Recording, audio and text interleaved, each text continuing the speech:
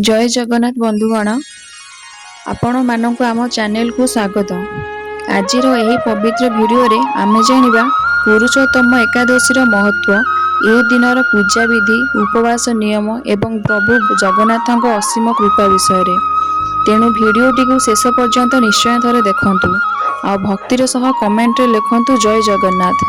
आज ज्येष्ठ मलमास शुक्ल पक्ष एकादशी, यार नाम पुरुषोत्तम एकादशी। अधिक मासर शुक्ल पक्षर एकादशी को पद्मिनी एकादशी बोली मध्य कहती।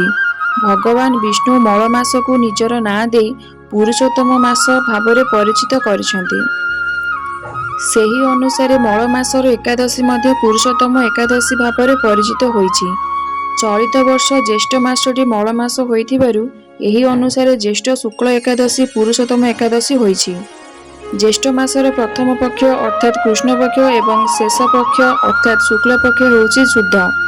मझिर एक मास मल, एणु प्रथम कृष्ण पक्ष अर्थात शुद्ध कृष्ण पक्ष रे पड़ुथिबा एकादशी रे नाम अपरा होइथिबा बेले शेष पक्ष अर्थात शुद्ध शुक्ल पक्ष रे पड़ुथिबा एकादशी नाम निर्जला रहिछि।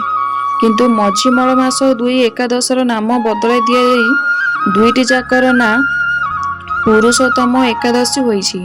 काम्पिल्य नगरी रे सुमेध नामक जने ब्राह्मण थिले। से जने विष्णु भक्त थिले। उभय स्वामी श्री विष्णु पूजन करने सह अतिथि परायण मध्य थिले।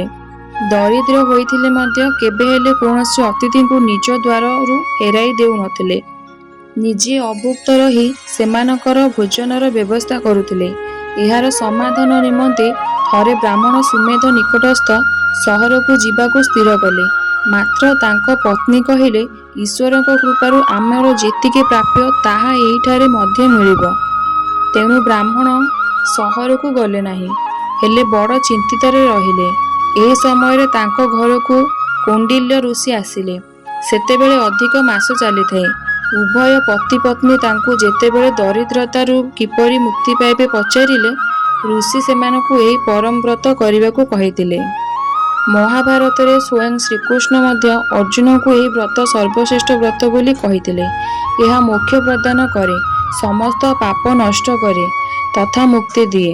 यही व्रत जीवन रे सुख समृद्धि आणे, यह दरिद्रता नाश करे।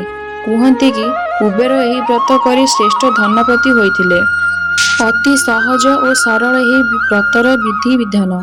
प्रभातरु स्नान शौचोदी नित्यकर्म समापनन्ते पूजा स्थल रे गोटे खटुली रखी ता उपरे हलदिया कपड़ा पकाइबा। ताहा उपरे लक्ष्मी नारायणकर मूर्ति बा फोटो रखी धूप दीप पुष्प आदि सजाई दे विभिन्न प्रकार फल मिठा नैवेद्य दिया जाए। शुद्ध गोघृत रे दीपटिए लगाइले भल। कर्पूर आरती पूजा परे करा जाए। नारायण को स्तुति कवच तथा विष्णु सहस्र नाम पढ़ा जाए। एही दिन अनेक निर्जला उपवास करती। केवल फल क्षीर खाई मध्य अनेक व्रत करती। एही दिन अन्न भोजन निषेध। सबुठु बड़ कथा एही दिन जेते मानसिक जप करिहेब सेते भल। मौन व्रत कले मध्य भल। मन को आमर सही प्रिय पुरुषोत्तम पाखरे समर्पण करी जप और ध्यान करिबा। जो माने एही पवित्र व्रत को विश्वासर सहित निष्ठावान हो शास्त्रीय विधि रे पालन करिवे, सेही सर्जन भगवान विष्णु को वदनीय हेबा सह ए जगतर पुण्यमय व्यक्ति हिसाब से परिगणित हेब। देहांतरे विष्णु लोक गमन करिवे। तेबे बंधुगण, एहा थिला पुरुषोत्तम एकादशीर पवित्र महिमा। आशा करुछि भिडियोटी आपण मानकु भल लागिथिबो।